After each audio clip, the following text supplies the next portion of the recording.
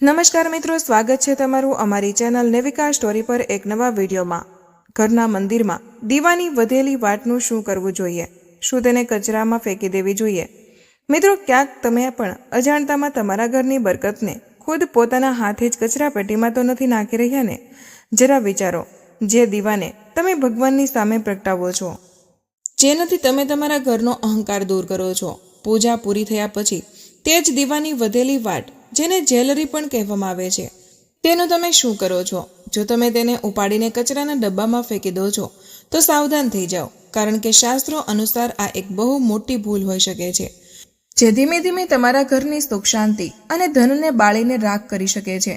આજની આ વિડીયોમાં અમે તમને જણાવીશું કે આખરે તે પવિત્ર બળેલી વાટનું શું રહસ્ય છે અને તેનો સાચો ઉપયોગ કરીને કેવી રીતે તમે તમારું નસીબ બદલી શકો છો। અને વિડીયોની વચ્ચે એક ગુપ્ત પ્રયોગ જણાવીશું, જે તમારા દુશ્મનોનું મોઢું હંમેશા માટે બંધ કરી શકે છે। એટલા માટે એક પણ સેકન્ડ છોડ્યા વિના આ વિડીયોને અંત સુધી ધ્યાનથી જુઓ અને સાંભળો। મિત્રો, આપણા હિન્દુ ધર્મમાં દીવાની માત્ર રોશનીનું સાધન નથી માનવામાં આવતું, પરંતુ તેને સાક્ષાત અગ્નિદેવનું સ્વરૂપ માનવામાં આવે છે। દીવો પરમ બ્રહ્મનું પ્રતીક છે। જ્યારે આપણે પૂરી પૂજા કરીએ છીએ ત્યારે આપણે તે દીવાને તેલ અથવા તો ઘી નાખીએ છીએ, જે આપણા સમર્પણ અને ભક્તિનું પ્રતીક હોય છે, અને તેમાં જે રૂની વાટ હોય છે તે આપણા આત્માનું પ્રતિનિધિત્વ કરે છે।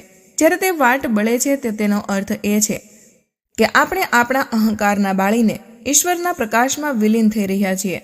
હવે જરા વિચાર કરો, જે વાટે કલાકો સુધી ભગવાનની મૂર્તિ સામે બળીને તેમની આરતી ઉતારી હોય, જે વાટે મંત્રોની શક્તિને પોતાનામાં શોષી લીધી હોય, અને જે વાટમાં સાક્ષાત અગ્નિદેવનો વાસ રહ્યો હોય, શું તે પૂજા પૂરી થતાં જ કચરો બની શકે છે? ના, બિલકુલ નહીં। તે હવે સામાન્ય રૂ નથી રહી, તે હવે એક સિદ્ધ વસ્તુ બની ચૂકી છે, જેને આપણે પ્રસાદનું રૂપ પણ માની શકીએ છીએ। પરંતુ અજ્ઞાનતાના કારણે આપણને ખબર જ નથી હોતી કે આ શક્તિનું સન્માન કેવી રીતે કરવું, અને આપણે તેને ઘરની ગંદકી સાથે બહાર ફેંકી દઈએ છીએ। આ સીધી રીતે તે સકારાત્મક ઉર્જાનું અપમાન છે જે તમે પૂજા દરમિયાન મેળવી હતી। આપણા વડીલો અને જૂના સંત મહાત્માઓ હંમેશા એવું કહેતા આવ્યા છે કે પૂજાનું ફળ ત્યારે જ મળે છે જ્યારે તેની પૂર્ણાહુતિ સાચી રીતે થાય। ધારી લો કે તમે બહુ સ્વાદિષ્ટ ભોજન બનાવ્યું, પરંતુ અંતમાં તેને પીરસતી વખતે જમીન પર પાડી દીધું, તો શું તે ભોજનનું કોઈ મહત્વ રહી જશે? બરાબર આવી જ રીતે તમે બહુ શ્રદ્ધાથી પૂજા કરી, દીવો પ્રગટાવ્યો, આરતી કરી, પરંતુ અંતમાં તે દીવાની પવિત્ર રાખ અથવા વધેલી વાટને ગંદી જગ્યાએ ફેંકી દીધી, તો સમજી લો કે હવે તમારી પૂજાના પ્રભાવને ખંડિત કરી દીધી। હવે સવાલ એ ઊભો થાય છે કે આખરે તે વાટનું શું કરવું? શું તે ભેગી કરીને રાખવી કે તેને ક્યાંક વિસર્જિત કરી દેવી? આના માટે આપણા તંત્રશાસ્ત્ર અને જ્યોતિષશાસ્ત્રમાં બહુ જ અદ્ભુત અને ચમત્કારિક ઉપાયો બતાવવામાં આવ્યા છે, જે તમારા જીવનની મોટામાં મોટી સમસ્યાઓને ચપટીમાં હલ કરી શકે છે। સૌથી પહેલા એ સમજો કે દીવાની વધેલી વાટમાં એક વિશેષ પ્રકારનું ચુંબકત્વ આવી જાય છે। આ તે શક્તિ છે જે નકારાત્મક શક્તિઓને કાપે છે। તમે જોયું હશે કે નાના બાળકોને ખરાબ નજરથી બચાવવા માટે ઘરની મહિલાઓ અવારનવાર કાજળ લગાવતી હોય, પરંતુ શું તમે જાણો છો કે બજારમાંથી મળતા કાજળ અને ઘરના મંદિરના દીવાની વધેલી વાટમાંથી બનેલા કાજળમાં જમીન આસમાનનો તફાવત હોય છે? જી હા, જો તમારા ઘરમાં કોઈ એવું બાળક છે જે વારંવાર બીમાર પડે છે, અથવા જેને બહુ જલ્દી નજર લાગી જાય છે, દૂધ પીવાનું છોડી દે છે, અથવા રાત્રે ડરીને રડવા લાગે છે, તો તમારે તે વધેલી વાટનો પ્રયોગ કરવો જોઈએ। આની રીત બહુ ધ્યાનથી સાંભળો। જે વાટ પૂરી રીતે બળી ચૂકી હોય અને માત્ર તેની કાળી રાખ બચી હોય, અથવા તો તે વાટ જે અડધી બળેલી હોય અને તેમાં કાળાશ આવી ગઈ હોય, તેને તમે બહુ જ સન્માન સાથે દીવામાંથી બહાર કાઢી લો। ધ્યાન રહે કે તેને કાઢતી વખતે તમારા હાથ શુદ્ધ હોવા જોઈએ। હવે તે બળેલી વાટને તમે એક નાની ચાંદીની અથવા તો તાંબાની ડબ્બીમાં ભેગી કરતા રહો। જ્યારે થોડા વધારે માત્રામાં વાટ જમા થઈ જાય તો તેમાં શુદ્ધ થોડું દેશી ઘી મિક્સ કરી દો। આ મિશ્રણ હવે એક સાધારણ કાજળ નથી રહ્યું, આ એક રક્ષા કવચ બની ચૂક્યું છે। આ કાજળના ટીકો જો તમે તમારા બાળકના કાનની પાછળ અથવા પગના તળિયામાં લગાવો છો, તો દુનિયાની કોઈ પણ ખરાબ નજર, કોઈ પણ નકારાત્મક હવા તમારા બાળકને અડી પણ નહીં શકે। આ કાજળ તે દીવાની પવિત્રતાનું બથી બન્યું છે, જે ભગવાનની સામે પ્રગટ્યો હતો, એટલા માટે આમાં ઈશ્વરમાં આશીર્વાદ સમાયેલા હોય છે। આ ઉપાય માત્ર બાળકો માટે જ નથી, પરંતુ મોટાઓ માટે પણ એટલો જ કારગર છે। જો તમને લાગે છે કે તમારા ઘરમાં કોઈએ કંઈ કરાવી દીધું છે, અથવા તમે જ્યારે પણ ઘરની બહાર નીકળો છો અને તમારા કામ બનતા બનતા બગડી જાય છે, તો ઘરની બહાર નીકળતા પહેલાં આ જ કાજળનો એક બહુ નાનો ટીકો, જે કોઈને દેખાય નહીં તેવો, તમારા કાનની પાછળ લગાવો. તમે જોશો કે તમારા શત્રુઓ તમારી સામે ટકી નહીં શકે અને તમારા અટકાયેલા કામો આપોઆપ બનવા લાગશે. આ શક્તિ છે જે બળેલી વાટની, તેને તમે કચરો સમજીને ફેંકવાના હતા. હવે વાત કરીએ તે રહસ્યની જેના વિશે બહુ ઓછા લોકો જાણે છે, અને આ ઉપાય ખાસ કરીને તે લોકો માટે છે જેઓ ધનની અસરથી ઝઝૂમી રહ્યા હોય અથવા જેમના માથા પર દેવાનો બોજ વધતો જઈ રહ્યો હોય. માતા લક્ષ્મીની સામે પ્રગટાવવામાં આવેલો દીવાને વધેલી વાટ સાક્ષાત ધનને આકર્ષિત કરનારું ચુંબક બની શકે છે, પરંતુ આના માટે તમારે એક વિશેષ પ્રક્રિયાનું પાલન કરવું પડશે. શુક્રવારના દિવસે, જે માતા લક્ષ્મીનો દિવસ માનવામાં આવે છે, તમે જ્યારે સાંજે પૂજા કરો અને દીવો પ્રગટાવો તો કોશિશ કરો કે તમે કમળ કાકડીની માળાથી અથવા સ્ફટિકની માળાથી માતા લક્ષ્મીના મંત્રનો જાપ કરો. જ્યારે દીવો શાંત થઈ જાય, એટલે કે ઓલવાઈ જાય, તો તે વાટને ફેંકવાની જગ્યાએ તેને એક લાલ રંગના કપડામાં રાખી લો. આવી જ રીતે તમે સતત 11 અથવા તો 21 શુક્રવાર સુધી તે વાટને તે લાલ કપડામાં ભેગી કરતા રહો. જે દિવસે તમારી આ સંખ્યા પૂરી થઈ જાય તે દિવસે તે લાલ કપડાની એક પોટલી બનાવી લો અને તેને તમારી તિજોરીમાં અથવા જ્યાં તમે પૈસા રાખો છો ત્યાં રાખી દો. તમે વિશ્વાસ નહીં કરો, પરંતુ આ એક તોટકો એટલો શક્તિશાળી છે કે તે તમારા ઘરના ધનના પ્રવાહને ખોલી દેશે.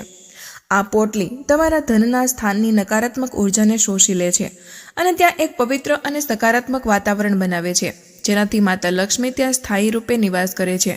પરંતુ થોભો, હજુ વાર્તા પૂરી નથી થઈ.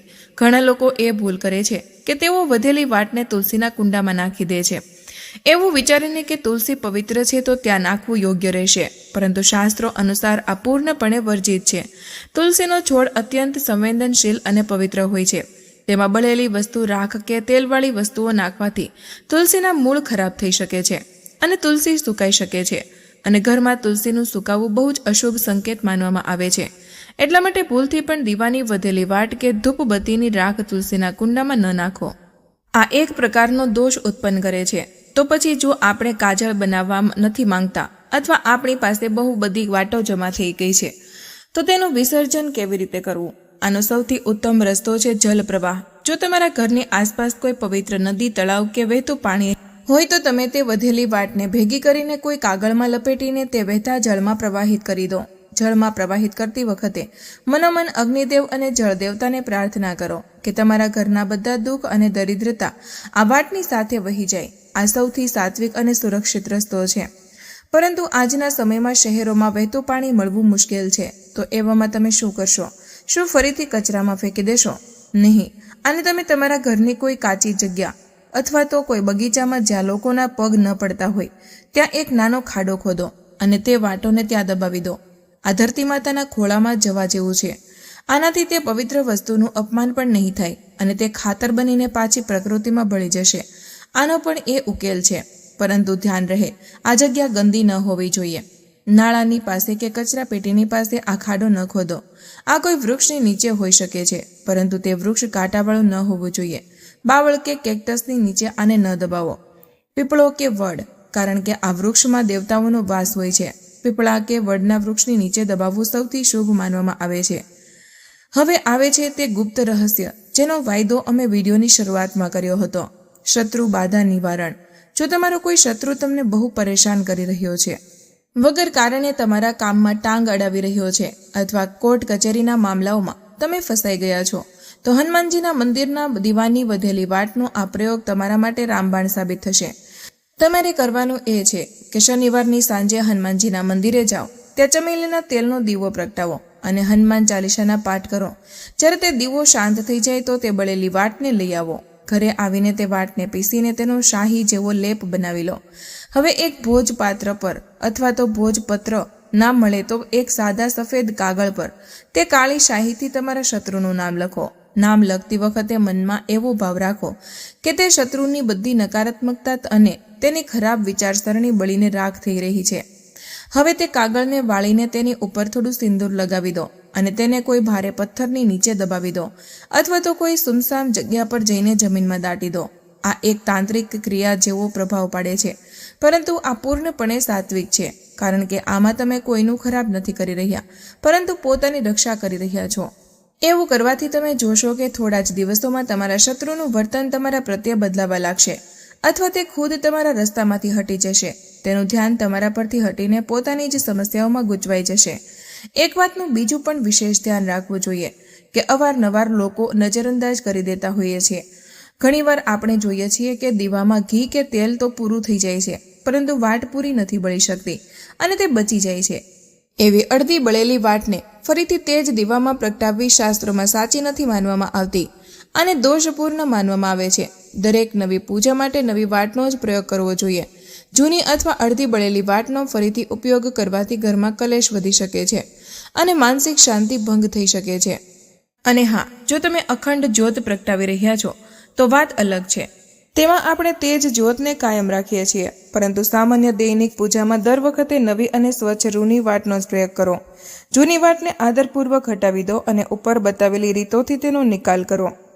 દીવાની વાટનો સંબંધ આપણા પૂર્વજો સાથે પણ માનવામાં આવે છે. પિતૃપક્ષ દરમિયાન અથવા અમાસના દિવસે જ્યારે આપણે આપણા પિતૃઓ માટે દીવો પ્રગટાવીએ છીએ તો તે દક્ષિણ દિશા તરફ મુખ રાખીને પ્રગટાવવામાં આવે છે. તે દીવાની વધેલી વાટને તો ભૂલથી પણ ઘરમાં ન રાખવી જોઈએ, કારણ કે તે પિતૃઓના નિમિત્તે હતી. તેનું કાર્ય પૂરું થઈ ચૂક્યું છે. એવી વાટને તો તે જ દિવસે અથવા તો બીજા દિવસે સવારે પીપળાના વૃક્ષની નીચે રાખી દેવી. આનાથી પિતૃઓના આત્માને શાંતિ મળે છે અને તેમના આશીર્વાદ પરિવાર પર બનેલા રહે છે. જો તમે તે જ વાટને ઘરમાં જ આમ તેમ પડી રહેવા દો છો તો આ પિતૃ દોષનું કારણ બની શકે છે, જેનાથી ઘરમાં બીમારી અને ધનની હાનિ થઈ શકે છે. મિત્રો, આપણી સંસ્કૃતિમાં દરેક નાની નાની વસ્તુનો ઊંડો અર્થ છે. આ અંધશ્રદ્ધા નથી, પરંતુ આ ઉર્જાનું વિજ્ઞાન છે, જેને આપણા ઋષિમુનિએ હજારો વર્ષ પહેલા સમજી લીધું હતું. દીવાની જ્યોત જ્યારે ઉપરની તરફ ઉઠે છે તો તે આપણને એ સંદેશ આપે છે કે પરિસ્થિતિઓમાં ગમે તેવી હોય, આપણે હંમેશા ઉપર ઉઠવાનું છે. અને તે વાટ જે બળીને ખુદને મિટાવી દે છે તે આપણને ત્યાગ અને બલિદાન શીખવે છે. એટલા માટે તે ત્યાગ કરેલી વાટનું સન્માન કરવું આપણી ફરજ છે. જ્યારે તમે આ નાના નાના નિયમોનું પાલન કરવાનું શરૂ કરો છો તો તમે જુઓ છો કે તમારા ઘરનું વાતાવરણ બદલાવા લાગ્યું છે. જે ઘરમાં પૂજાની સામગ્રીનું અપમાન થાય છે તે ક્યારેય પણ બરકત નથી ટકતી, અને જ્યાં દરેકનું કણનું સન્માન થાય છે ત્યાં દેવતાઓનો વાસ હોય છે. એક બીજો પણ અદ્ભુત પ્રયોગ છે જે તમે આ વાટની સાથે કરી શકો છો. જો તમને રાત્રે ખરાબ સપના આવે છે અથવા તમને લાગે છે કે તમારા ઘરમાં કોઈ અદૃશ્ય શક્તિનો પડછાયો છે, તો તમે તે સૂકી બળેલી વાટને લઈ લો અને તેમાં થોડી ગુગળ અથવા તો લોબાન મિક્સ કરી લો. સાંજના સમયે ઘરના મુખ્ય દ્વાર પર અથવા ઘરના આંગણામાં છાણાના અંગારા પર આને નાખીને આનો ધુમાડો આખા ઘરમાં ફેલાવો. આ ધુમાડો એટલો પવિત્ર અને શક્તિશાળી હોય છે કે તે ઘરના ખૂણે ખૂણામાંથી નકારાત્મક ઉર્જાને બહાર કાઢી ફેંકે છે. આ એક પ્રકારનું શુદ્ધિકરણ છે જે ઘરના વાસ્તુદોષને પણ શાંત કરે છે. આ પ્રયોગ તમે અઠવાડિયામાં એકવાર, ખાસ કરીને મંગળવાર અથવા રવિવારે કરી શકો છો. તો મિત્રો, આજે તમે જાણ્યું કે કેવી રીતે તમારા ઘરના મંદિરના દીવાની એક નાની વધેલી વાટ, જેને તમે કદાચ અત્યાર સુધી નકામી સમજી રહ્યા હતા, તે કેટલી કિંમતી અને શક્તિશાળી છે. માત્ર કચરો નથી, આ ઉર્જાનો પુંજ છે. આ આશીર્વાદનો શેષ ભાગ છે. આગલી વખતે જ્યારે તમે પૂજા કરો અને દીવો ઓલવાઈ જાય તો તે વાટને ઉઠાવતા પહેલા એકવાર નમન કરો અને પછી તેનો સાચો ઉપયોગ અથવા વિસર્જન કરો. તમે જોશો કે તમારા જીવનમાં કેવા સકારાત્મક બદલાવ આવવાના શરૂ થઈ જાય છે. ધર્મનું પાલન માત્ર મલાઈ ખાવામાં નથી, પરંતુ સાચા આચરણમાં છે. અને સાચું આચરણ એ જ છે કે આપણે દેવ શક્તિઓના સંપર્કમાં આવેલી દરેક વસ્તુની ગરિમાને જાળવી રાખીએ. અમને પૂરી આશા છે કે આ માહિતી તમારો આંખો ખોલનારી સાબિત થશે. આ નિયમોને તમારા જીવનમાં અપનાવો અને પછી જુઓ ચમત્કાર. યાદ રાખો, ઈશ્વર ભાવના ભૂખ્યા છે અને તમારો આ નાનો એવો સન્માનનો ભાવ તેમને પ્રસન્ન કરી શકે છે. ક્યારેક મોટી મોટી પૂજા પાઠથી તે ફળ નથી મળતું જે એક નાની સાવધાની અને સન્માનથી મળી જાય છે. પોતાના ઘરના મંદિરને માત્ર સજાવટનું સ્થાન ન માનો, તેને ઉર્જાનું કેન્દ્ર માનો અને તે કેન્દ્રમાંથી નીકળેલી દરેક વસ્તુને પ્રસાદ સમજો. જો તમને આ માહિતી મહત્વપૂર્ણ લાગી હોય અને તમે ઈચ્છતા હોય તમારા મિત્રો અને સંબંધીઓ પણ આ પાપથી બચે અને પુણ્યના ભાગી બને, તો આ ગૂઢ રહસ્યને પોતાના સુધી સીમિત ન રાખો.